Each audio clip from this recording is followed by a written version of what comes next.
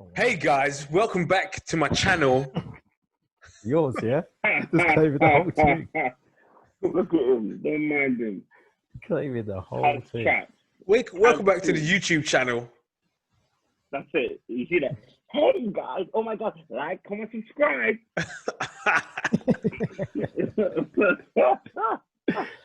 Energy. Oh, that reminded me. I was talking to someone and then that just reminded me that I didn't reply to them for like 2 days. Ooh. 2 days. That's Yeah. deep, man. That is deep. I get a lot of conversations, man. Not blowing my own trumpet, but it's too many combos. Man, if you're that guy, you're that guy, innit? I'm not, though. That guy, you know? I don't want to be that guy. But you're clearly that guy, though. You didn't pick the life. The life chose you. Fam, So it's that's stressful, blood. I tried to be out the game. I tried.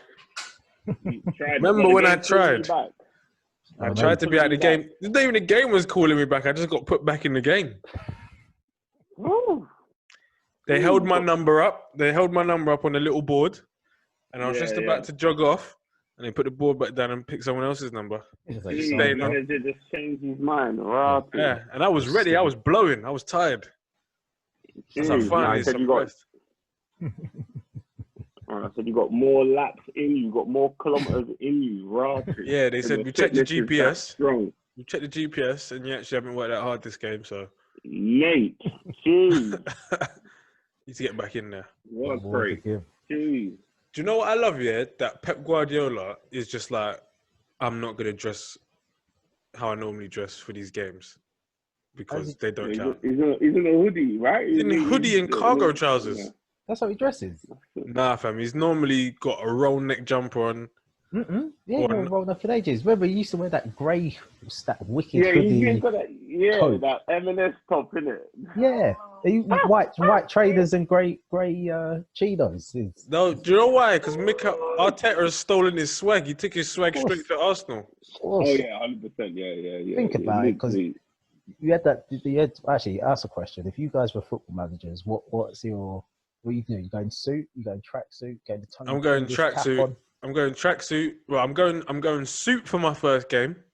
Okay. Suit for first and last game. Happy to get the job. You need happy to get the job. Yeah. Okay. Then I'm going.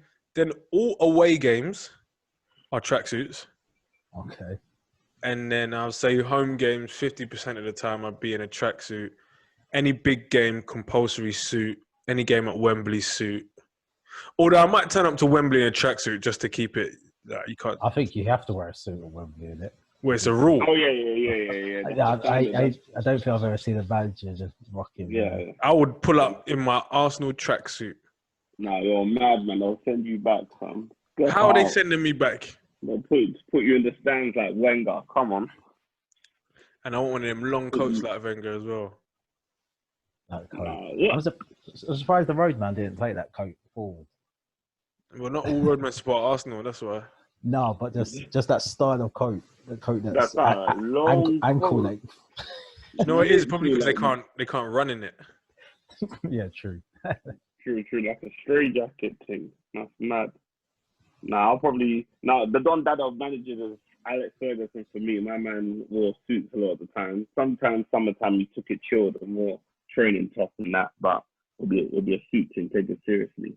Yeah, but if you take on Sir Alex Ferguson, you also need 25 packets of chewing gum in your pocket. That's it. He's Mr. Wrigley's. I'm surprised he didn't do an advert. Like, him and Sam Allardyce. Yeah, they must have some like ambassador deals going on Sunday. Always chewing something. Jeez. That is Ferguson stress. had a Wrigley's deal and a Rolex deal. He was always pointing to one watch, fam. Tommy. I think that is they must have hollered him. Seriously, they should have hollered him. That's a marketing deal.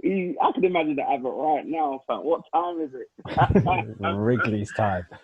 But I just googled whether you have to wear a suit at Wembley. I don't think you have to, but traditionally everyone did. And there's an article with people cussing scruffy Guardiola because he's just there at Wembley in a jumper. Jeans. Oh, Guardiola didn't respect the rules. Jeez. Yeah, there you go, Guardiola. But do you remember when he started at Barcelona? He was the style guy. Yeah, he had the three-piece suit. three-piece suit. Yeah, he had the black bond thing, innit? He had the tie done right up. He clearly doesn't respect English football. No, I think it happened to him in Germany. I think it's from then. He just like done a suit, unbothered. But I think I would wear a suit for Champions League and finals. Big. And then, but then the rest of the time, I think I'll dress like I'm going on a night out. So like Guardiola, just some jeans, some nice trainers, and maybe a cardigan. A cardigan. Man's all full rock to Sheffield away in a cardigan. Yeah, man, full cardigan. That's where I'm going. You have the team's badge on the cardigan. The official cardigan. Oh, from the club shop, yeah? Yeah, club shop cardigan. Yeah. Trying to tap into the 50-year-old fans, yeah, I like that. Yeah, do you reckon they can just walk into the club shop and be like, I'm taking this? Must be able to. Come on, yeah. Who Come are on, they gonna you get thousands a week. You're going to care about £50 tops. That probably cost them 10p to make. Pick it up, man. I just want to know who they're going to tell. When Neil from the club store in Chelmsford says, Pep came in and tried to take a jumper, but don't worry, I told him he couldn't. And unless he paid for it. Yeah, we just wait for the police to come now because he tried to walk out with it. Or after match. Famous, like very famous people get bare freebies, which is so annoying. But obviously, companies want them to be associated with the brand, so which is actually proper annoying. So just to keep the rich richer, innit, you know. Yeah, this is what I would never understand about football, man, or like team sports. Really, is that I could be sponsored by Adidas, but I'm running around in a Nike kit because my team is sponsored by Nike. Yeah. Well, your boots are Adidas. Huh? Your boots are Adidas, though. Yeah, but my top socks and shorts are all Nike. And you won't be in any of the adverts. That's the thing. That's why, like, Ronaldo was never in any of, like, they have to sign, like, certain kind of... like image rights and stuff like that. All these image rights and stuff. Which I don't really get. But so if the club, let's say Adidas wanted to do, or Nike, whoever the team kit maker are, they want to do an advert to promo the kit. That player won't be in it. That won't be in it. So you'll never see like Messi in the Barcelona kit in an advert kind of thing. Remember Barcelona didn't have a shirt sponsor? Yeah. That's for years, son. Yeah, and then their kit just looks so budget. Yeah, because I always like a sponsor. It looked like a PE kit, like a team PE, a secondary like school. An old bib. I just get your number out your PE teacher walks in with that big bag, and it's got all the shirts in it, and everyone just dives in looking for their number. What number 8, fam? Yeah, but when you saw Big Man Ronaldinho, you knew it was a serious team. That's the thing. Didn't know if that was Barcelona or Crystal Palace. I was like, what team is that? When you saw big Man Ronaldinho, that guy was my childhood fan. I think he was the best player in the world, bro. Who? Yeah, you would. Ronaldinho at the time. At the time, he definitely was, man. He was magical. I've still not seen anyone that can do what he does. Like, he'll be doing mad skills. Like, he was the era. Like, now Ronaldo and Messi are in the era where, as well as Messi doing, obviously, probably it's better to watch, I would argue. They're like dead goals and assists. But Ronaldinho wasn't really on that. He just wanted to entertain you. Like, he never, he magic. Just wanted to, like, he was just a street baller on the pitch. Like, But he had an end result, though. That's the thing. He did have an end result. He won everything. Oh, yeah, of course. Yeah. He weren't no fucking... And I always remember that day. Yeah. I always remember that day at Stamford Bridge when he twists his foot up. That, but then when this might have been Barcelona, but it's the second. It was that tie anyway. I think Terry. I remember watching it live. Terry had just been chopping him all game, and then Ronaldinho running through on goal, and he does this step over where he then just throws his body. He's not his natural line of running. He just does his step over that sends him right into Terry, and he just boshes Terry into chest. and Terry just goes flying back, and then he just smashes it into the bottom corner. I was like, what a bad man! As if to go, take that, you prick! Bam! Yeah. Man took an alternative route. Yeah, he could have run past him, but he chose to do this step over that made it look natural.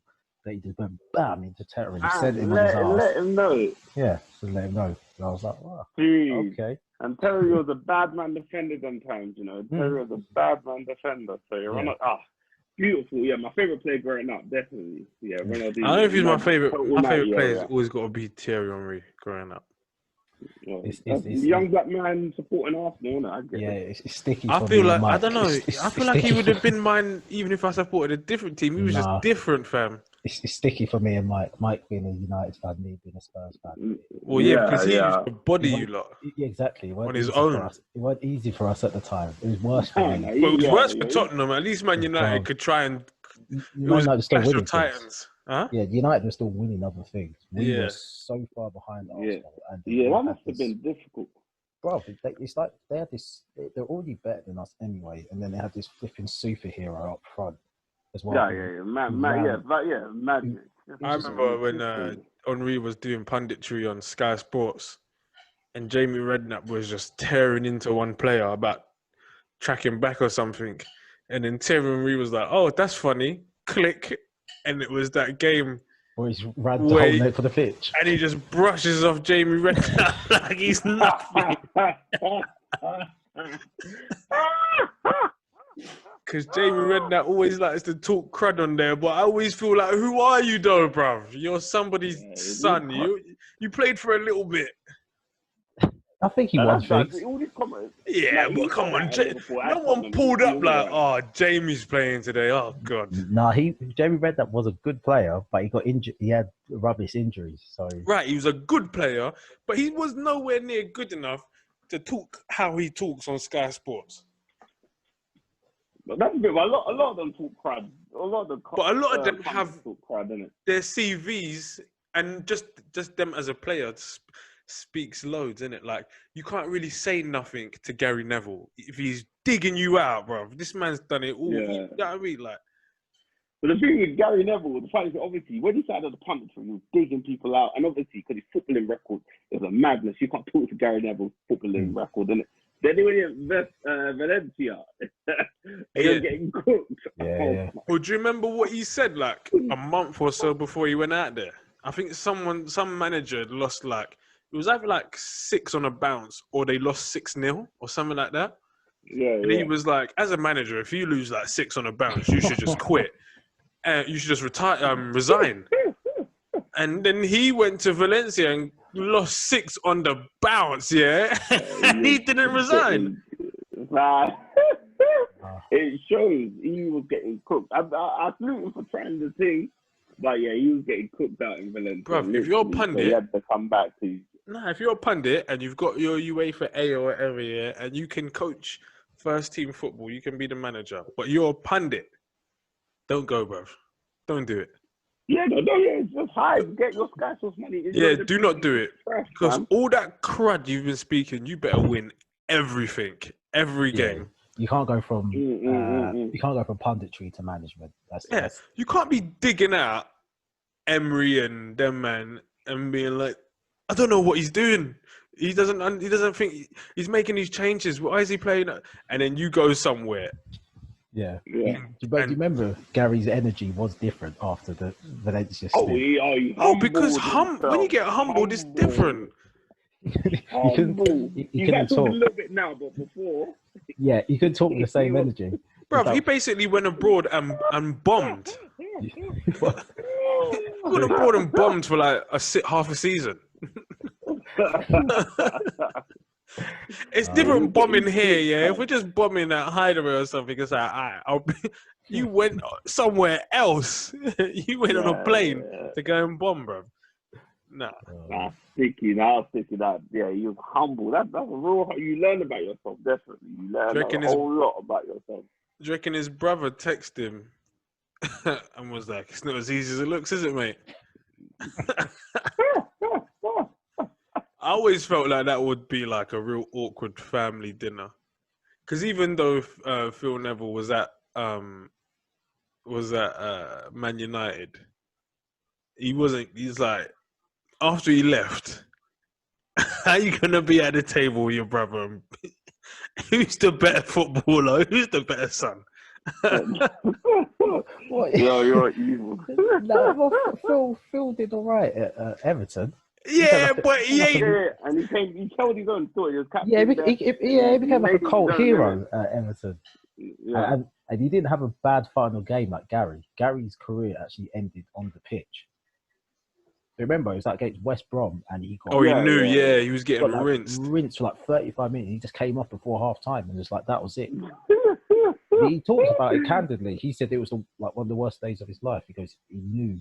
He goes, I wasn't a Premier League. Yeah, the leg. Yeah, when that thing when you're footballer, when the legs go, it's that you're done at it. I remember. Like, Or you just got to drop down some leagues if you really love the game. No. Bruv, who was that? You made all that money. You're good. You like. You don't want to. Some people don't want to. Nah, but if you love playing, who was it? Who was the Edgar Davids was playing at Barnet? Yeah, I can't be doing that, man. How can I be winning Champions Leagues with Ajax and now I'm at flipping Barnet? But bruv, he went there on a militant vibe here because he was like player manager, innit? I only found this out because I worked there. He was player manager, and he said to the chairman, "I'm not going to away games." What? He said, "I'm not going to away games, bro." What does that even mean? He means the assistant manager will be going, and I will neither be managing or playing at away games. I'm not doing half my job. And what do you tell him? What do you tell Edgar Davids? You tell him, okay, innit? Whatever, do what you want. Yeah. This is bad. Bro, if I owned Barnet and he told me man's not going to away games, I'd be like, bruv, don't even come to home games. Do what you want, man. Yeah, the mad career. I'm just looking at Edgar Davids' stats now. Because I forgot he got that massive... He was the first player I knew that got banned for like taking drugs. Oh, was he? Oh, bro, I didn't even know he took anything, man. Yeah, I remember that. Yeah, Nandrolo, he got like a 9-month ban because I remember playing like Championship Manager at the time and he was never available because he was serving his ban. Wow. Yeah. Mad thing. Edgar Davids, I remember in FIFA 2003, it was on the front cover. Jeez. Memories, man. But shout out. But that real first fan, I was going to ask you, like, because I remember that the other day, I was like, bro, like, how did you feel when Sol Campbell went to Arsenal? How did you genuinely feel? I think me and Kazeem have spoken about this. When what? With Sol Campbell, Judas. What a great decision that was. What it is there's layers to it. So it's the one thing of him leaving Spurs for Arsenal. Yeah. The second part of it is him leaving Spurs for Arsenal for free. Yeah. And it's like the fact that he's not even just like any player that just came from like we bought from, Scunthorpe and then but he's Tottenham through. He's a Tottenham fan. He's Tottenham through and through. Yeah. Like coming still lives in North London, doesn't he? Or has a house? So like he knew what he was doing, and the season before he was linked to I remember he was linked to Inter Milan, and we could have sold him for something like 25 million. We got this 25 million back then. Oh, that's big. That's big money. That's close to world record money, sort of thing. And he was like, "Nah, I'm not leaving. Tottenham's my team. That's my club." And we was just like, "We love this guy. Like he's the man." Yeah. All hell soul, innit? And then his contract just running down, and then one day it was like, "Yeah, he's joined Arsenal." Just like, what? Yeah, that's pitchfork, fam. That's smart, fam. You could join Man United. Yeah, he doesn't want to move. I can't see that happening today. He doesn't want to relocate. No, you've got to move. Bro, what do you mean you can't see it happening today? Not like today, but Tevez was at United and went to City. No, but Tevez isn't the captain. Tevez isn't like Man United through and through, so to speak, and stuff like that. It's like Steven Gerrard going Man United when he was playing. Let his contract run out and then go Man United. Even when he was going to go Chelsea, there was flames. But then man was sending him deference. So imagine if you tried to go Everton or Man United, they would have. Lord knows what they would have done, innit? Lord knows. Do you know? You tried to go Chelsea. That was flames. Mad. I watched Paul Gascoigne's documentary the other day on Netflix. It's pretty good, yeah. But he was talking about this time he was playing at Rangers, and was it Rangers? Did he play for Rangers? Yeah, Rangers. And he did some hand gesture. I can't remember what he called it, but it looked like he was playing the flute. Yeah. But apparently, it's super disrespectful in Ireland, like to do that. Yeah. I can't remember what it was to do. Something to do with like the sectarian violence. Yeah, and he said he was just going through his fan mail one day, and he opened the letter, and this is like verbatim, but it was like, "Hello, my name's John. This is my number. This is my address, and I'm going to kill you. I'm from the IRA." So he takes it to like the police, yeah, and they do like a little background check, and they go, "Yeah, he is who he says he is, and he probably will kill you." So the police, this is all the police do, yeah. They give him like this piece of equipment with the mirror on it, so you could just look under your car for bombs, and that was it. He said, "Good luck." Good luck, get it. Chin up. He said he called his mum and was like, "You better board up all the house windows and stuff." And then he didn't do it for ages. And then the guy wrote him another letter and said, "You haven't done it for a while, so I'm not going to kill you. But if you do it again, I swear to God, I'm going to kill you." And he was like, "I'm not going to do it again." You don't need that in your life. No, you don't. That's stress, man. All that stuff, especially when you're a celebrity and like people know the information public about you. That stuff is stress, man. Like people ask you and all that rubbish. Because people willing to get famous off anything. So that shit is fucking your head cut. Yeah, being too famous is a bit. Yeah, I would say I would never want to be that level of famous, man, where you can't actually just get on with your life. Can't do nothing, man. Everywhere is just filling up petrol in your car, and then to people, is that Micheal Akadiri? Is that? Mate. And they're grinning at you all weird. Like, hey, can I take a photo? He's like, I'm literally just trying to fill up my car. I'm going somewhere. That's why I'm putting petrol in my car, bruv, because I'm going. I've got places to be. Oh, okay. Then you get online and they've tweeted, Micheal Akadiri is a prick. He refused I was just trying to fill up my car. Fill up my car, go on my day. Yeah, no, 100%. And you got to do that to everyone, because everyone's experience with you. They don't see the other 100 experiences you've had where you just kind of get on with the day. And which is funny, because with comedy, particularly, if you want to be successful, people got to know who you are. That's true. And so it's almost like we're saying, we'd rather not be that famous, but if you want to get to the success you want, you kind of get it. You've got to get to that level, right? Depends on, like you say, it depends on the success you want. Yeah, like basically, I would want to be recognised by my fans, not everyone. Yeah, people that don't even care. Yeah, so that's the thing. Like Kevin Hart level, I think like my mum, my sister, they would know. Even if my mum didn't know his name, she'd be like, "But that's." To do the whole clicky thing, innit? Yeah. I don't even think my mum's seen one Kevin Hart special, right, or film. But if she saw him on the street, she'd probably be like, "Let's try and get a picture." Exactly. That just reminds Michael doing that. Did he do that to someone? He was going. What's his name? Stephen A. Smith on Sportsnet or wherever it is. He was saying, "I want to get stopped to the street," and Kevin Hart, like, "Steve, you don't get stopped to the street.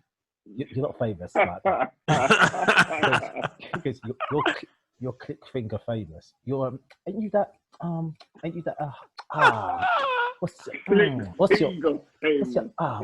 his name?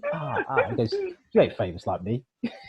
Every now and again, Kevin goes back to what he knows, and then his like PR agent must be behind the camera, like, stop. Finger famous. Imagine someone telling you, bruv, you are on a national network. I'm on your show. Yeah, I'm on your show. And I'm telling you, you are click finger famous. That's a whole new term. Because everyone knew what it, but the thing is, everyone knows what he means when he says it. You are Yeah, that's what you do when you're trying to think of someone in your head, isn't it? Like that. What's that guy that was in that movie?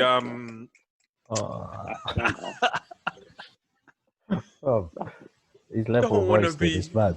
All right, here's a question: would you rather be like just like your face is just known, like household name, can't go many places at all, famous, or would you rather be click finger famous? But if you are like normal famous, like Kevin Hart, in this scenario, there's no negativity to it. It's just cool. Everyone knows who you are, and you live in a normal life. Yeah, you can do everything you want to do, but just everyone knows who you are. But or would you rather be click finger famous, where every time you step outside your house, every hour someone goes, "You're that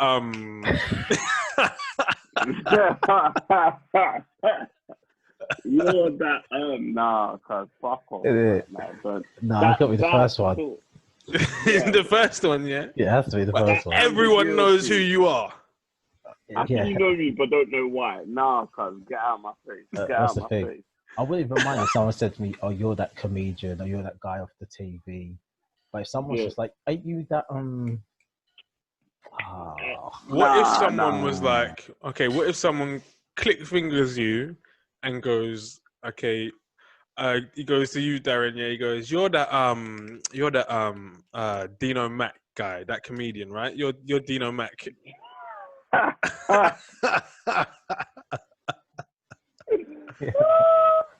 Then what? I'm not. I'm a different guy. Do you know why I would actually like to be click finger famous?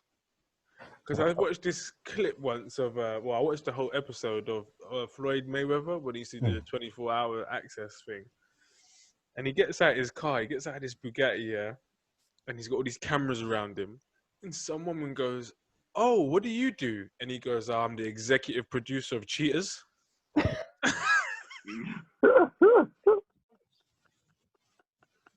She had no clue who he was, and he's like, "Yeah, you know that show Cheaters, where they catch people cheating." He's like, "Yeah, I own that. I'm like the executive producer. We're about to go catch someone now." I would just love to spin people like that, and then maybe one day they see me on TV and go, "No, he's not." Exactly. It's true. Yeah, you want to be that level of fame that when you play down your own fame, it's funny to people. Like that. Like it's not a big deal, but I think we was at Hideaway once, and someone must have like remembered me from a previous show, but I wasn't performing. I think I just came to watch, and so this girl goes, "You're a comedian too, aren't you?" And I just look at her and go, "No." Absolutely. She was like, "No, I've seen you perform." I go, "Was it me?" Wasn't me. And then I just walked off.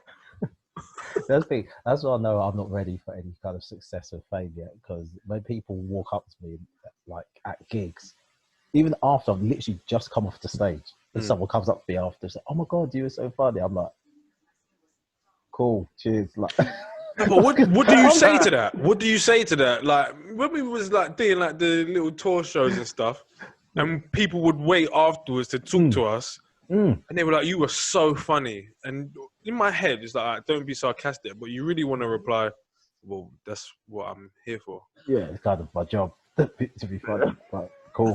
I wasn't here to be not funny. I'm glad you got the jokes, actually. Otherwise, that would have been awkward.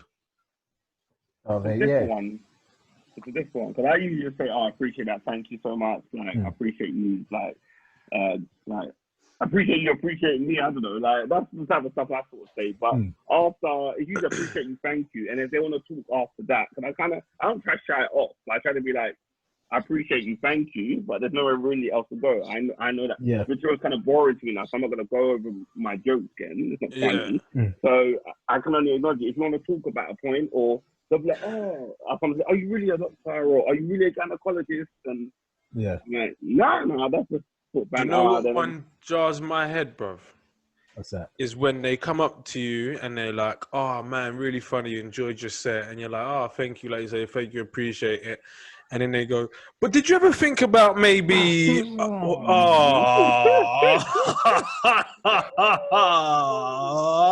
Go away, go away. He's like, no. No, I didn't. Especially, you know what? Because one thing I've humbled myself enough to I'll listen, because I think maybe 1 in every 20 of those people will come up with something that is like, firstly, I'll take a half of that idea and make it into something useful. But the other 19.5 people that come up to you, they're probably saying the exact same thing as well. Have you ever thought you should do? It's like, nah, no one's ever come up to me and said that before. The best ones is when they say, "Do you know what you should do? What? you should go on like live at the Apollo. You should go like on it's that." like an application form. Yeah, like why don't you just go on that? I'm like, yeah. I'm like, dude, that's a good idea, you know. And I didn't think about I should go on it, shouldn't I? I should. on national TV. I'll call him up tomorrow. Never heard of it. Yeah, there's Never heard of it. Never thought of going on national TV, you know. Yeah, let me just call 0800 national TV. Let me call Ofcom. And go, hey, I've got some jokes I'd like to tell them on national TV, please. You know, they answer the phone. Really? We've been looking for that, actually, right here live at the Apollo. We've been looking for some comedians, to be fair, to call us. It's nuts. It's so funny, man. It's just, I guess it's them trying to hype you up, but yeah. I remember recently someone tagging me and stuff with Mo.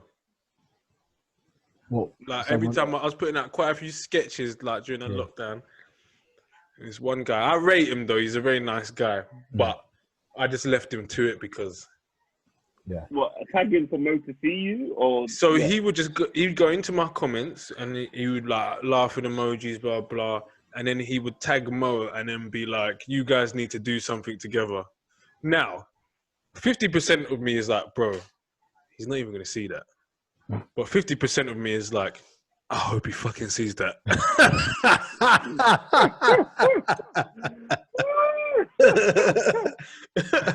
Oh, it's funny. You gotta love it though, because I don't know. People might think like, if I tag Mo, he's definitely gonna see it. Yeah, they mean. Like, but in my head, I'm like, a million tags. He's got not gonna. He's got like notifications must be crazy. I think they've said them notifications must be crazy, cuz. Yeah. Literally, notification, like you post something. I'm pretty sure there's a way, like, I'm pretty sure there's a level of like social media that your account gets upgraded to where like, you only see other blue ticks. Yeah, and nothing comes through. Yeah, nothing comes through because that's too much. Yeah, like even if you turn your notifications off, every time you go on Instagram, you see like 25,000 hearts. You know where the heart button is, and it's like, for me, it's like 5, and I'm like, oh, swear down, who are these 5? But you going on there, see like 2,000 likes, and like 30 ats and DMs. Exactly, just like. And I get one DM, I'm like, who's this, bro? It's just someone sending me a meme. I'm like, fuck you, but blocked. That's always your DM is actually the same DM you've been ignoring for a few days. Just shit, notification, thank God, damn it. Or do you have people on do you have your Instagram on people that don't follow you have to request to send you a DM? Yeah. And then you get a little notification and it's just one of them sex bots. Do you get them? I wish I had that. Usually it's people telling me, hey, I've had one or two of them. It's rubbish, man. Yeah, we've listened, because they know I'm a podcaster, the algorithms tell them that. They're like, hey, here's a way you've improved the sound quality of your podcast. Like, brilliant. Thanks, bro. Oh, okay, yeah, of course. No, I get these funky DMs, bro, from like Russian bots, And it's like, you go on their page and they got like 2 followers, and in the bio, it's like 18 plus, Venmo me money to see sexy time. 2 followers, no posts. trying to inbox me something. I don't even open them. I just press delete. But it gets me gas. I don't know who it is. And then I open that. You're like, oh, this is you lot again. Why do they know what them bots want? Like, what do they want your data or some shit? I don't get it. I don't even know. Or maybe if you, I don't know, maybe if you send them money, they fraud you. They usually send you a bizarre, link to man. a different website. That's what it is. Yeah. Yeah, they want to take you. I know they want to take you off where they find you. I know that much, but it's bizarre anyway. But anyone falling for that is foolish, man. No, it's sad. Well, many people fall for romance scams. Young people fall for romance scams. Millions. Yeah, but how, bruv? Usually, people that aren't internet savvy, innit? Think about all you do. You just cast the web out to thousands and thousands, and then all you need is one person to come back and that cool. Bro, she's got two followers and no pictures. Mate. People fall for anything, boy. You know what I mean? Like, all you need is to hook someone and tell them a sobby story. Usually, people tell, like, I'm in the army, but I'm based somewhere else, and I need money because of I haven't seen my kid or something like that. You hit them with one of those, they're tied in, you have people giving you thousands and they've never met you. It's crazy. I feel like if you get scammed by one of those people, you deserve to get scammed, innit? No, it's if you're under like 40. Yeah. See, because I'm not sure if Kazeem will watch it. Michael's more likely to watch this program than Kazeem is, but Kazeem may have watched it. Anyone watch 90 Day Fiance? Oh, my mum watches it and I see clips. Nah, But there's bare of them. Some of them are actually like, correct me if I'm wrong, some of them are actually, if there's like 10 of them, like 2 of them are actually trying to do a thing and the rest are just trying to get into America. Right, but then on the last season, the current season, there's one woman from America. Like, that's where that neck brother is. Huh? Okay. Yeah, the brother with no neck. Yeah, Is this 90 Day Fiance now? I've seen his head everywhere. Yeah, my mum's got it on right now. Bro, and there's one episode, there's one woman on there, this like black woman from Atlanta. She's nearing 60. Doesn't look 60. And she's been talking to this guy from the UK, right? I see this. And he looks like Greek, yeah, but his name's Williams.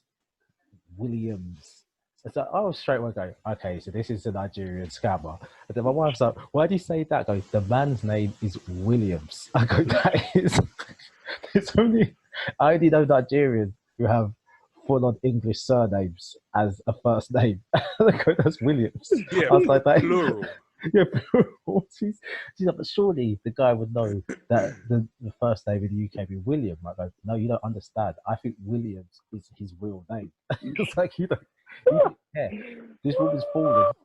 He said that he lived in Manchester, and then when she picked up the phone, because he speaks to her on the phone, this accent, I was like, come on.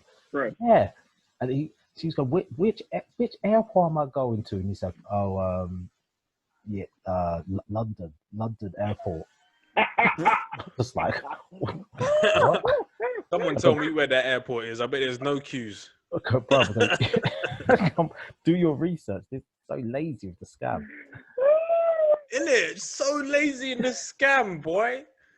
So, the game. If I'm flying somewhere, yeah, imagine I'm not from London. I'm from Germany. And I'm talking to you, Darren. You're my boy, yeah.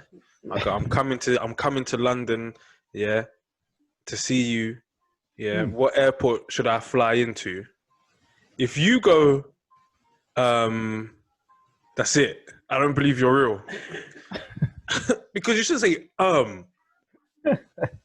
It should be like, which one's closest to me? Boom, get that one. Like, if you said it to me, I'd be like, Gatwick, that's down the road. I can get there quick. Don't go Heathrow. That's long for me. Exactly. But Heathrow, you better get on that Piccadilly line and buck me somewhere. I love a scam email, though. Let me read one of my scam emails that's in my junk. You open them? No, it's just in my junk. Ain't it dangerous to open them, though? No, so if you click on the links, then it gets a bit mad, or you reply. But attention, the ATM card owner. This is to inform you that we have agreed to release your fund valued at $4.5 million. Yes! Which will come to you via ATM cards. Yeah. Darren's funding the podcast from now Listen. on, boy. Yeah, so it released the. By the way, it's got to you via ATM card. So contacting DHL company for your package, please do reconfirm your information as below to avoid wrong delivery. Forward your information to the delivery office here at DHL company file 250@gmail.com. At gmail.com. Because DHL have a gmail.com. And instruct them to send the card to you immediately. Please, the conduct which is code 0411 to avoid delivery your package to wrong person. I am wait to hear good news. Your ATM card package $4.5 million is ready. Yours faithfully, Reverend David Morris. Reverend. He's bringing Jesus into this. He's bringing Jesus into this. Oh my days. Brilliant. They don't rest. They don't rest. Fuck, you know, they love don't it. rest. I love the scam. Like you wake up be like that. I'm gonna spend my day scamming people. But you know, obviously a big scammer got locked up recently, that Nigerian brother. Yeah, well, I didn't even know too much about that. What happened? Like, I didn't know him, but he was big on an Instagram game, and he was just Mr. Drip. Like he was done on Insta, done, and not like show a little Rolex here, use Bugatti, all the RPKs, all of this stuff, show him with helicopters, show him sitting in Royce, got the latest drip on, stunt. So, and they'll put all these like mad captions. I can't remember one of like, you know, the mad captions that just make you feel that type of way. Like he's speaking to you, you thought he's digging you out. Like you take the person like raw. It's one of those ones like, oh, so you're sat here on your laptop. Here, I'm here, 5,000 feet in the air. Say something, live life. Say something like. My teacher said I would never amount to nothing. You're not with me because you broke, or you're not with me because you don't work hard enough. Get your grind out. All that. You're like, damn. Like, why are you atting me, cuz? So yeah, so he got the Dubai police wrapped him up, him and his gang. So fraud and mad money, you know, mad. I feel that millions. I see half a million. Oh no, half a billion. I think like mad half money. a billion, bro. I see a Don't Rush challenge with him in it.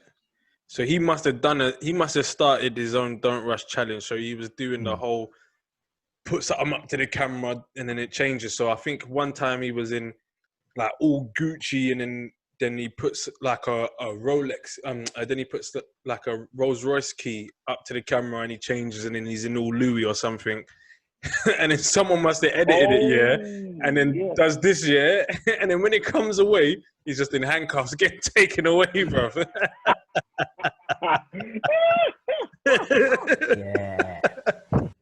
gotta love the internet, man. The internet will have you. The internet's too quick. Undefeated champ. Undefeated, yeah. You don't want to be on the receiving end on any of that because now random people like me know about this guy and I'm laughing at it. It's mad. Bruv, think about it, yeah. There's kids out there or whatever, people that were rinsing the Michael Jordan crying meme, not knowing who Michael Jordan was other than he has trainers. Yeah. Think of that's so deep, bro. You feel some kids wouldn't have even linked the Jordan brand with anyone. That's just what the trainers are called. Jordans. They wouldn't even link it to anyone. Yeah, it's mad. That is mad. Yeah, that Nigerian scammer boy. I thought we got rid of that scamming tag, and this guy went to bring it back. That's what pissed me off. Like, you're still doing this dirty work. I thought that stereotype had long gone. But my man now said, let's bring it back. Let's revive it. Who's that African guy that goes, he does like inspirational videos and he's like, he says something like, don't hate, just love. Yeah? Strength. And then he goes like this at the end of every video, he goes, oh, that. I don't know who that is. You don't seen that? Is he a comedian? no, some black brother who'll be like, tough times never last. That's it.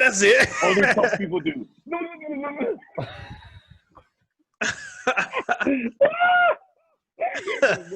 I don't know if he's a motivational speaker, but he kills me. He kills me. Like, he's some dumb. I don't know if he's a motivational speaker or not, but he gets the internet going because he is hilarious. Like, you know what annoys me sometimes? There are some people who are comedians and don't know it, and they are much better than me. He is hilarious. He doesn't even know it. Like, natural banner. Natural banner. Like, tough times never last. I don't know if you guys will be able to see the hear the audio. Yeah, I think you can share the audio. I think when you share your screen, you can tick a box. Yeah, sharing the screen. Blah. 1 million views. Look at him. He's clear. Oh, look, I can draw on it.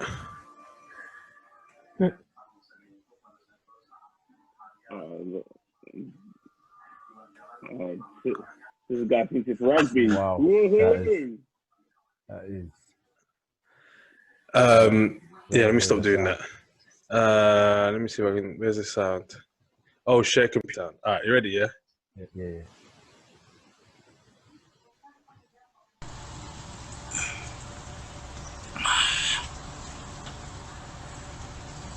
Now, about damn it. About damn it.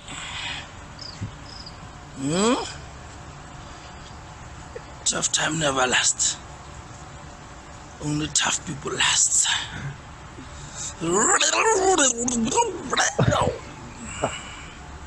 Did the sound play for you, lot?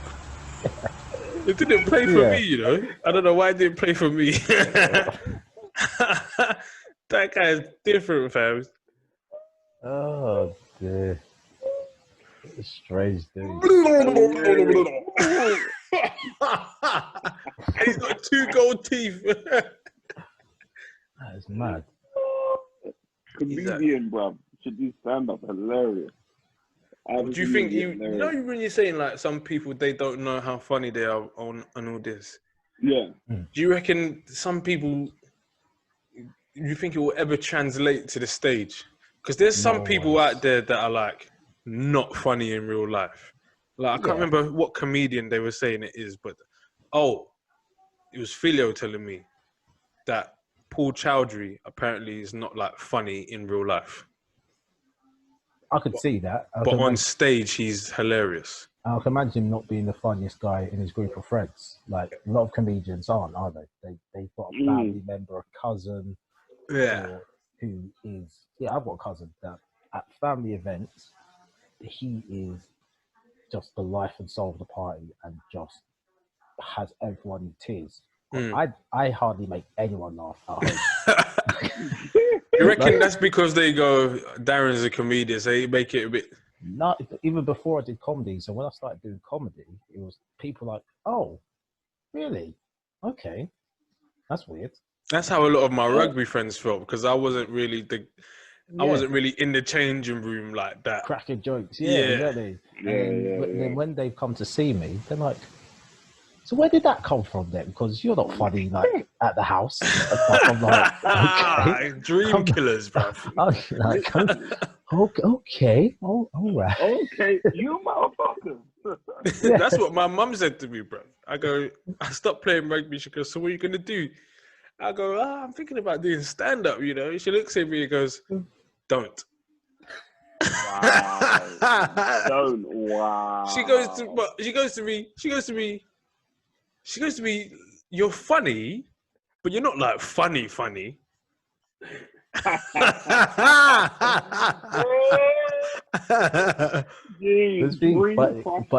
But that's something insightful about how we are as humans and how we occur to other people and how other people occur to us, innit? Like if you're not the funny person, like we've got that person like at work, for example, who's like a boss. And everyone's like, this guy's the scariest guy. You know, you don't want to walk into his office. He's gonna just like fuck your shit up if you get things wrong and stuff. And then you meet his wife, And then like at work drinks, and you're like, oh yeah, man, like Graham, he's such a hard ass, and she's like, Graham, he's a softie. And you're like, what? Yeah. Because to her, Graham's husband, dad, like, hey, fun and games at home, and you do what you want, but then at work, he's like, it is probably at home. Graham's under the thumb, so when he goes to work, he's got to be like, "This is where I can my authority." You come in the next day, Graham tries to tell you something. You're like, "They recall, man, Graham, like, shut up, Gray." You know what I mean? Tell your wife, fam. I get Lucy around again. Then what? Or like you got that person who's like ice cool, doesn't get wound up by anything. And then you see them at lunchtime on the phone, and they're going nuts at someone. Like, who are you talking to? Oh, it's just my brother, man. Just like, oh, what? What's this? Like, just he just fucking does my. It's just like, oh, right. There is someone that gets under your skin. Like, you found. It's just so yeah. So to him, like if you speak to his brother, this guy's the most annoying guy in the world. But to everyone at work, it's like, no, he's the coolest. But yeah.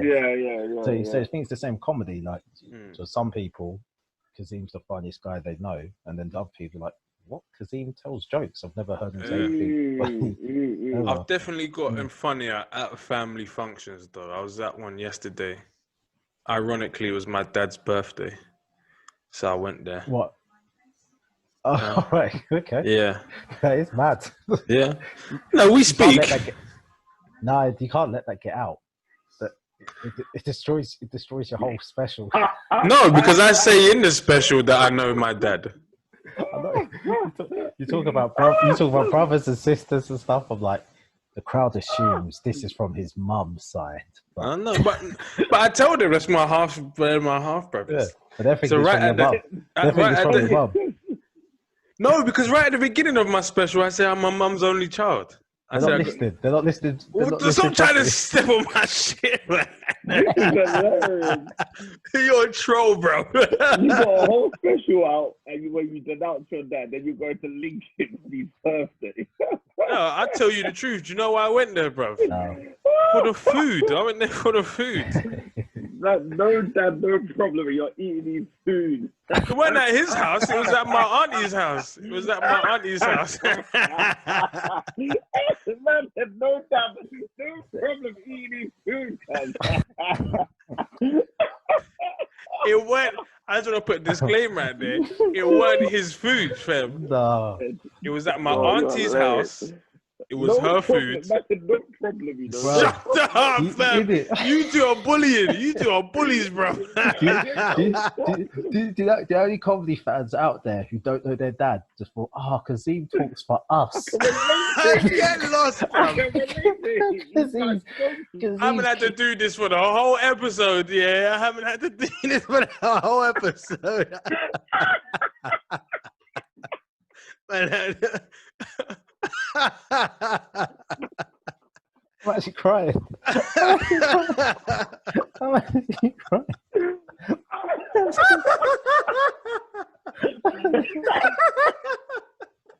actually crying. Oh, I swear to God, it's such a racial stereotype. Only black people can banter someone for knowing their dad. Yeah. I'm sweating, bro. Oh my God. How is Kazeem the butt of the joke because you spent time with his dad? That's all I ever wanted. That's all I ever wanted. And you lot are making fun of me, bro. The whole joke's so messed up. Now when his dad's birthday, we're mocking him, you know. You know what I mean? I haven't seen him in 24 years and you lot are mocking me, bro. No, that's hilarious. Because I really wanted to, obviously, I didn't ask you about your pops. I thought, okay, you telling the truth as you would do it. But I'm telling the truth. Oh, I'm actually crying. But how many people know that there's a special out there where you're basically saying, look, I don't know my dad, and that's good, isn't it? No, because the special, on a real note, the special isn't right. I don't say I don't know my dad. Yeah. The title is more of no dad presence growing up. I got to switch my light on. Sorry. My dad didn't really come back into my life until I was at 21, 22. Okay, so it's more recent. Okay. Yeah. But I went there. I on the real, I went there for the food. When they were all Imagine singing him that. happy birthday, yeah, my cousin's got it on Snap, and then she's like panning round, and everyone's singing happy birthday, and I'm just there like this, just chilling, Rotted. just. Oh, you couldn't join in on the singing. You couldn't reach them decibels. He Huh? called me. His birthday was on the 24th of June, yeah, Yeah. and he called me and said he tried to talk to me like a normal day, and then he goes, I can't remember what the number was. He goes, I'm 54 today or whatever. I go, I know. He goes, you didn't call me to say happy birthday. I said, well, now you know how it feels.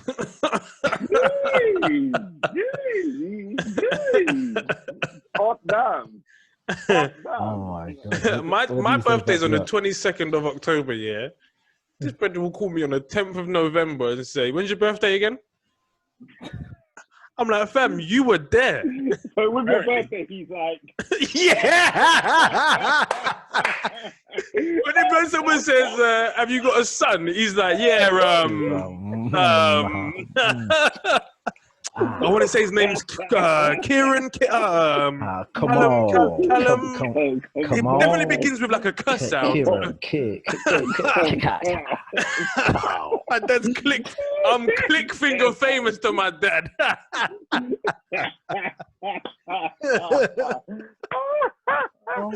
In hindsight, I wish I called the special click finger. What's his name again? I definitely know it. It's on the tip of my tongue.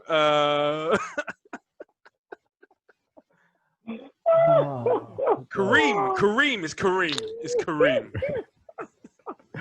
Oh dear. It's an aura. It's an aura Z. I'm not sure. It's one of those two.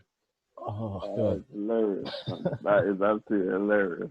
All right. Oh dear. Oh, we literally had one topic in this in our group, and we haven't even touched it yet. We haven't even touched it. Is whose everyone? Whose question was it? Was it your question or Filio's? No, it was Filio's. It was. Don't worry then. Don't worry about it. If he's not on the pod. Yeah, we could touch it another time because that topic Yeah. I don't think it's gonna go away anyway. So No, it gives us more to discuss in it. But I'm not answering the guy's question. If you can't bother to turn yeah, up. big facts. And that Big question fact. was long. I didn't even read it. No, It's a serious one. And he I said it don't at think like midnight, 1 o'clock in the morning. it's nothing on his mind, fam. Because a serious topic like that, this conversation has been quite light-hearted. That's kind of serious. It doesn't go yeah, slow it's enough. true. No, So we might as well just leave it in it. leave that alone.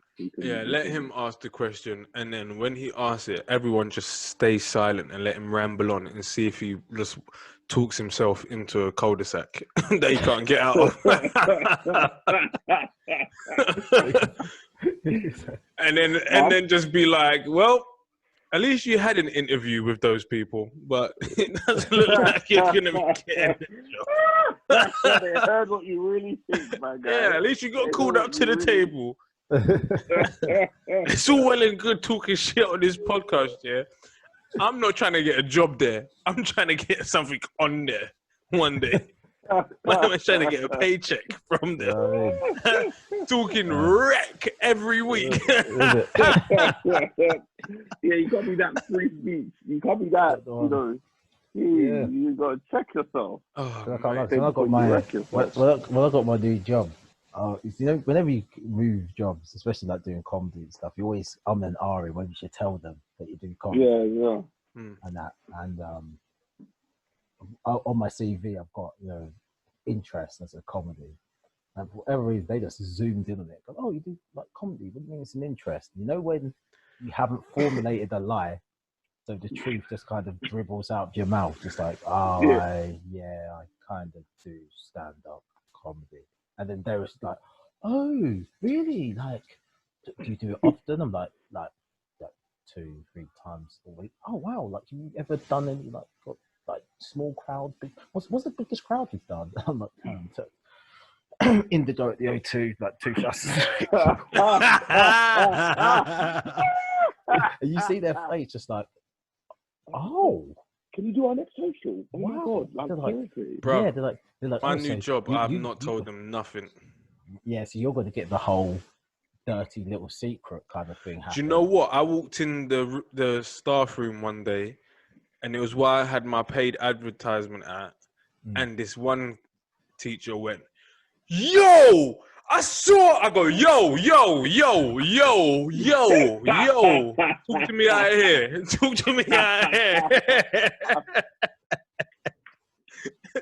And then just recently we went to a little staff meeting, and loud he goes, "So when's your shows coming back?" I looked him dead in his eyes, yeah, and went, "I do not know what you're talking about. Wow.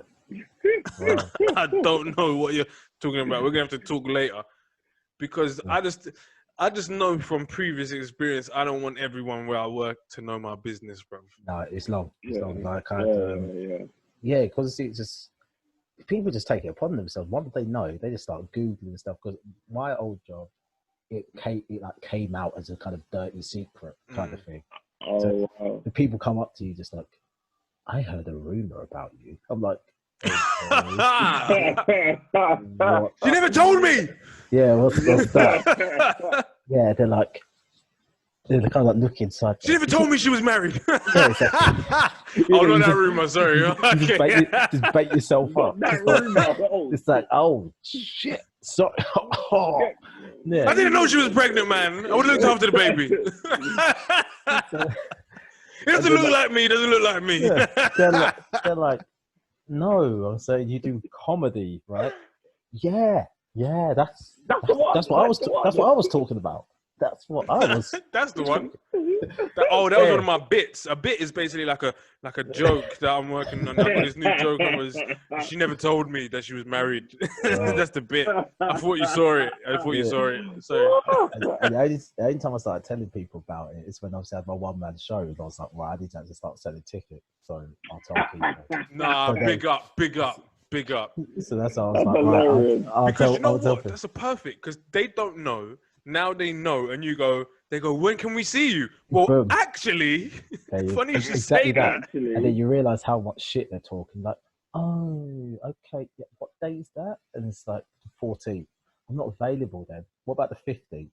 No, 16th. It's 3 days. It's on for 3 days. Which day do you want to come? And they're like, and then things like, and it did dead the conversation after that, because whenever people go, oh, when you're doing comedy, I literally have a poster on the wall in the staff room. It has all 3 dates on there. It tells you how to get tickets. So don't chat to me while I'm making a tea about, oh, you should invite us to your comedy one day, because it's right there on the screen. So piss off. Right? Go the mic. Away, because you're just making small talk, and I don't want to talk to you. Yeah, they'd never want to come, bro. I was working somewhere for a time.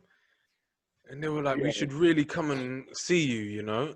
Same thing. I had my flyers. I put one on everybody's desk.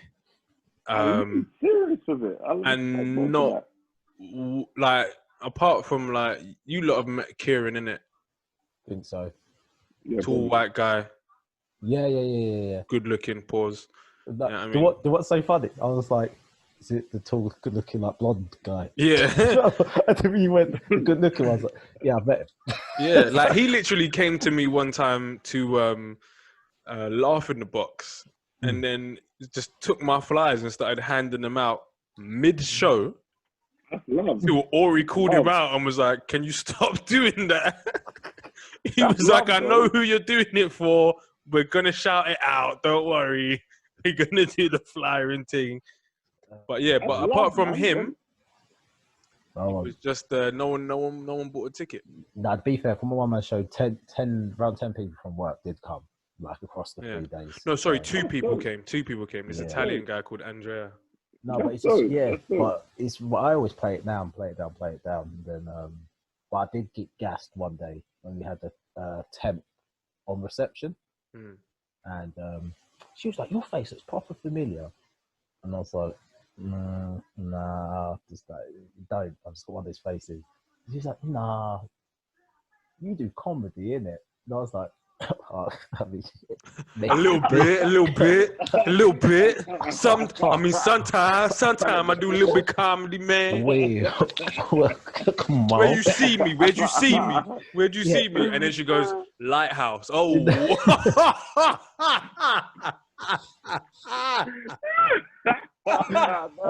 dear. I was going through a really rough patch in my life at that point when you saw me on stage. That was new material. I just tried to get out. That was my first gig. I just want to make that clear. That's my first ever gig. To be fair, she saw me at a decent show and I was like a proper stage show and that. And she's like, yeah, because this mad thing happened. I was like, yeah. And then this is the bit that got gassed. She went, you told the joke about barbecues. And I was like, that's me. She goes, yeah. And then she literally started telling me my joke back to me. And I hadn't told the joke like over a year. And I was like, yeah, that is my joke. Played it calm. When I walked around the corner, I was like, I was like, the fact that I'm a nobody and she remembered my joke went into her head and just stayed there. And then remember, yeah, so that's telling me the joke you back just to me. funny. Yeah, you remember, yeah, that's a fan. Goes, yeah, that's a fan. me and my friends always, because he goes, I was one of the few white people in the crowd, and when you start telling that joke about barbecues, I was like, no, he's taking the fucking piss, but no, he's telling the truth though. I feel like that's how women feel when I tell my parallel park joke. Because they're like, yeah, well, we can't do it. He's actually right. He's like, he's rude, but he's right. My parallel parking, I go from a 10 out of 10 to a straight like -2 out of 10. Like I can park like an absolute don sometimes, and other times I'm like, please don't have anyone filming this. Like this is fully YouTube ready. Me trying to park this car right now. I don't know how I've misjudged this so badly. I don't know why I'm doing this. I'm now getting hot. Why am I getting hot? Why am I turning the volume down? I'm getting hot. I'm getting hot at the idea of someone potentially filming me from the block of flats that I can't even see. Because like, nah, because if they're just there, if they're doing if they're doing commentary on me, going, look at this dickhead, you can't park us, and I'll be like, nah. And then you get out of the car, you go, I swear that's Darren Griffiths. Oh, oh, that's weird because like it's not even. When I park badly, it's not like a slight misjudge. It's like, nah, this guy's parking like he's never parked a car before. Take that license away type of parking. Yeah. Bruv, going back to your thing about getting noticed at work, I remember one time I was using this dating app, and this girl matches with me, and she was like, were you up the creek on last Friday? Are you laughing at me? Oh no, I thought my mum was laughing at me. Yeah, that was well timed, didn't it? She was like, are you up the creek? Was you up the creek? And I was like, yeah, that was me. She was like, yeah, I saw you, man. You was actually really funny. I was like, yeah, I appreciate it, man. I appreciate it. You know, I was talking a little bit. And I was like, so what do you want to do? Like, get some drinks or something? Never heard back from her again. Right. Could have been that funny. Yeah, you know what I mean? But bruv, I don't know if you've seen the set, bruv. I crushed and I was like, I thought I was funny that day, you know what I mean? I thought I did good. Never heard anything. No, actually, I tell a lie. I was like, what do you want to do? You want to get some drinks? She was like, yeah, that would be cool, man. And I was like, yeah, all right, take my number and that, you know what I'm saying? Like, leave all this nonsense behind. And I don't know if that just tipped it over the edge. She was like, this guy thinks he's too fresh, bruv. That's the thing. That's the thing. Maybe she's put you on a pedestal in her head, and no woman likes to feel like their guy's above them. Yeah. So it's just like, nah, he's up here now. I recognize him. I remember thinking he was nice on stage, and now he's here talking to me like it's nothing. Nah, forget this. That one dented my confidence, bruv. No, it's not. You thought your jokes weren't tight. That's hilarious. Yeah, bruv. And I thought that show was funny though, because I came off stage thinking, I'm actually all right at this. I'm actually. You know, you have a good show and you go, you know what? I'm actually all right at this. Yeah, like I fully deserve the beat. Yeah, and then my man went on stage for an hour and just killed it, bruv. And I was like, oh, there's levels to this. I think I did like a similar show with him on a Monday, and he was just MCing. But when I say he was half MC and half one man show. So it was like he opened the show up in 20 minutes. I read that show still. I went to watch it. Yeah, and then he does like, then first that comes on, he comes on again. Second that comes on, then it's break. Then he's another 20 minutes. He's doing off the top, and then I came on, another guy came on, and then he like did 40 minutes at the end. So I was like, this guy just been bantering and proper like eruption belly laughter, and he's just like, I gave them my best. I gave them my head. You know what I mean? Yeah, level to this game. It's like level to this game, knowing who you are on stage, but also the added benefit of having your audience who fuck with you. Yeah, so, yeah. Like, I think they're there for him. You got a bit of capital, not all of it, but you got a bit of capital because they like to know you, but also that you can be 100% you and they get you. Not that obviously when you perform to a standard, that Art the Creek is sick. I love performing there, especially on a Friday. But even though they're not your audience, they're not gonna get everything you're saying because they're not for you. When it's your audience, that's the pinnacle of building your audience. Once you build your audience, I've only ever had a show one time where everybody in the crowd had come to see me. You know what I mean? With like obviously Darran and Philly are open and stuff, and a lot of people in the crowd knew of you guys as well. Yeah. But it's like when you did your one man show, it's like, okay, like we've come to see Darran though. Yeah, and it's such a weird vibe, isn't it? Because it wasn't weird for me being at your show opening for you and knowing that people are laughing, but like cool here to see. Because it's weird being the guy at the show. Like like people are coming into the venue, and even though they know you, it's like they're looking at you differently now. Like they see you walk near the bar, their eyes open up, and you now have. I remember like having my sister there when it comes to the show. She's like not talking to me because she sees I'm talking to other people. I'm like, what are you doing? You're my flipping sister. Come over and say hello. And it's just, no, I'm just letting you just do your thing and talk to people. It's like, oh, come on now, like. And it's weird from like minute one, like if you're like not being too big headed, but if you're like us and you're like us lot, you know what I mean, and you're funny, it's like from minute one, they're in it, bro. We're here for you. It's like what? Yeah, it's like we're here. Oh my god! And they're just proper laughing. Just like it's like, so I ain't got to do no like work at the beginning to get you lot on side. I don't have to do anything. And that's the thing, like you have to get that out of your head because you're so used to. I need to win the crowd over. I need to make them laugh in the first 30 seconds. Hit them with something really big. Then just bang, another one. Then I'll get some time to talk. And but then when you literally done your hour and you're like, all right, people here for me. And the fact that I've come on stage and just said hello and people looking back at you like, you're on stage. Go on, Darran. Go on. And like, right, I could just chill. Let me just relax. They're here for it. I got there about 10 minutes in. Might be a bit early, but my first 10 minutes, I was really nervous. I even forgot a joke. And then said a callback for that joke I forgot later on at like 40 minutes, and then realized and had to like quick time edit.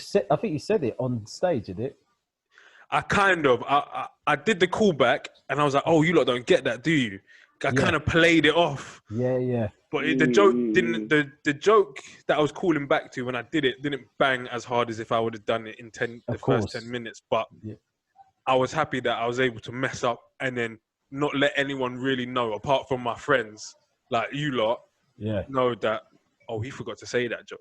Yeah. But no one else knows that forgot to say that joke. And that's the thing as well, just knowing that. Like, not many people know, on my final show that's online, there's 2 sections of the show that's actually been rearranged to move into a different part.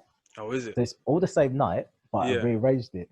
And as I was doing the show, I was telling one of the jokes. I was like, I'm like, my mouth's telling a joke, but my brain's going, you missed a whole fucking section. And I can't even spot it on my face when I'm watching the show, but I just know it in my head. And in my head, go, what do I do? What do I do?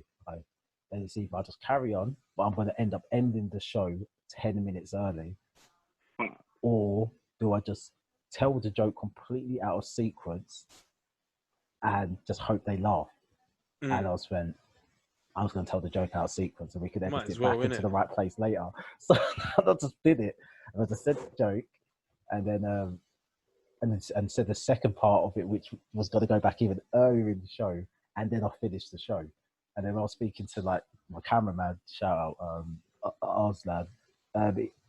Yeah, he was like, "How the hell can you edit in your head on stage?" I was like, "Mate, weird feeling, isn't it?" I go, "I don't even know. I can't even explain." He goes, "I'm finding it," because when we sat down to edit the show, he's like, "I'm finding it hard to edit it, and I'm looking at at the screen, and you're telling me where to put it in. You edited this in your head while you send the joke." I was like, "Yeah." It shows you know your stuff, innit? That just shows you knew your set. Obviously, you just forgot a bit of it, and that knows that you were just thrilled. Best way I can put it is like being like I'm not good at maths, innit? But it made me doing that on stage made me feel like, oh, this is what it's like to do like hard mental maths in your head quickly. Yeah. No, there is that, because you're like going 1 + 3 + 7 = wait, that's the wrong number. Ah, shit, I've missed out the 4. Yeah. He's like, okay, quick, go back. And yeah, he managed to do it. But yeah, that feeling of having people in the crowd there just for you is, yeah, it's just mad. That's why specials look so lit, innit? That's why when we see specials, they look so lit, because more time that's the case, innit? These people cute. You got to remember, these people bought their ticket, especially for specials. They've bought their ticket months in advance. They've probably queued. They've then waited. They've sat there in front of the warm-up acts, and there's only people like us lot who are there to watch the warm-up acts as well. And stuff. Notice, if we go to a comedy show for a big comedian, you're with someone who's not a comedian, and you're trying to convince them, "Oh, we've got to watch the warm-up acts." They're like, "But that's not Kevin Hart, though." Or it's like trying to convince someone to watch the trailers in the cinema. Well, when I went to watch Chris Rock, I was like telling her, I was like, "Yeah, we've got to leave so we can see the warm-up acts." And she's like, "Yeah, but we're just there to see Chris Rock, though, right?" And I was like, I just gave her some kind of look. Then she knew, okay, sorry, okay, let's go. And then, so when we went, and she's like, "Oh, so who's this guy? Then, like, is he anyone special?" I was like, "That's Jeff Ross," but continue. And then it's like, "Oh, this woman's got an annoying voice." It's like, "That's Michelle Wolf," but continue. And it's like, "Oh, I don't like this guy. His jokes are a bit harsh." Like, "That's Anthony Jeselnik again." I was like, so these people all have Netflix specials and they're opening for Chris Rock, and you're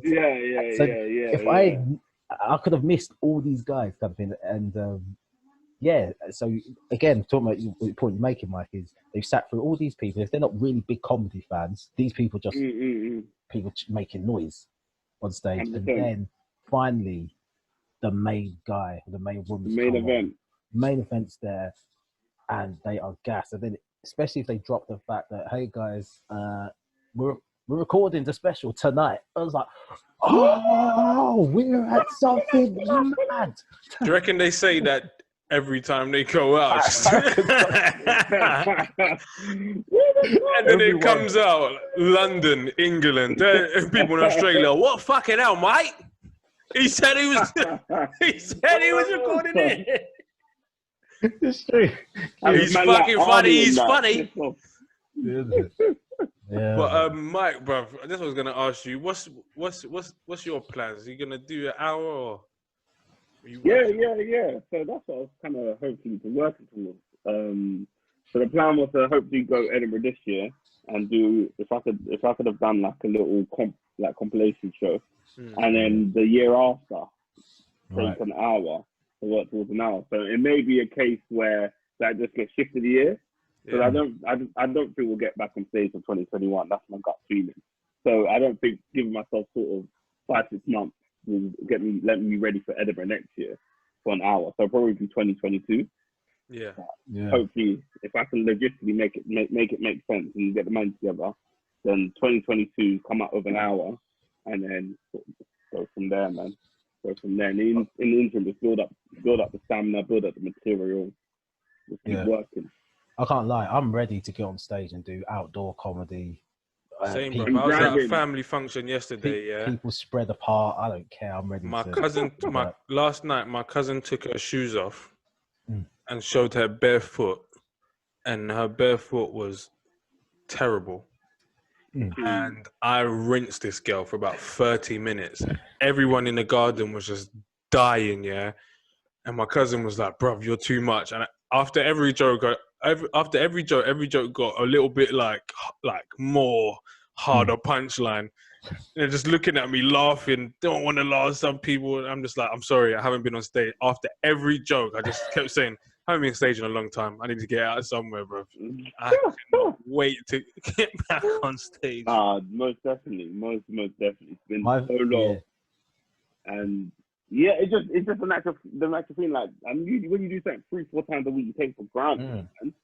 Yeah, but Yeah. it was balancing for me as well, in the sense of when something bad happens and you're meant to react to it in a human way, I was able to do that because my comedic brain could get that shit out on stage. Whereas now I'm here and just in the house and like someone tells me some bad news and my brain just thinks of a punchline. I'm like, no, I'm never going to be able to say that. Like, anyway.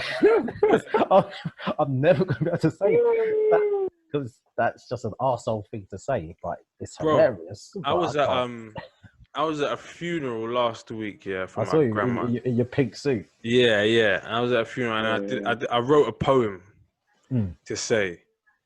And I didn't intend, like you say, like it's quite like it's an unhappy time, but it's like a weird happy time because it's celebrating someone's life. At that point when I'm doing a thing, it's an unhappy time, yeah. But I'm doing a poem, and I didn't even feel like I did it, but there was a punchline in there, and it made everybody laugh. And then obviously I'm doing this poem, crying a little bit. I wipe the tears away. The whole funeral ends. Mum comes up to me, and I go, "You see, I made everybody laugh." It's in you. It's in you.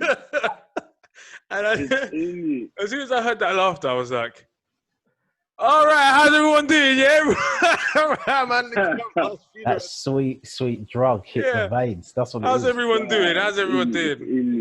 We got a couple right here in the front. Yeah, you got a nice little suits on. What are you guys doing here? You here for the funeral? Yeah. All right. Okay.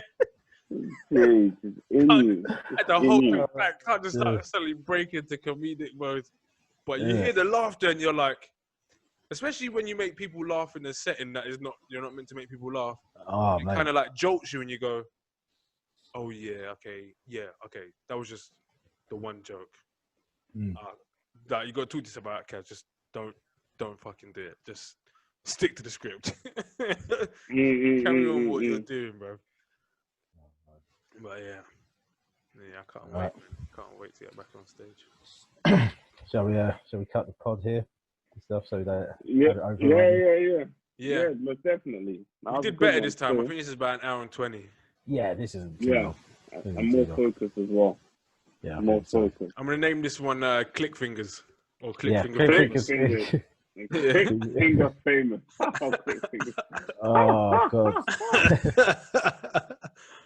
Alright, guys. Oh man. Alright, brothers.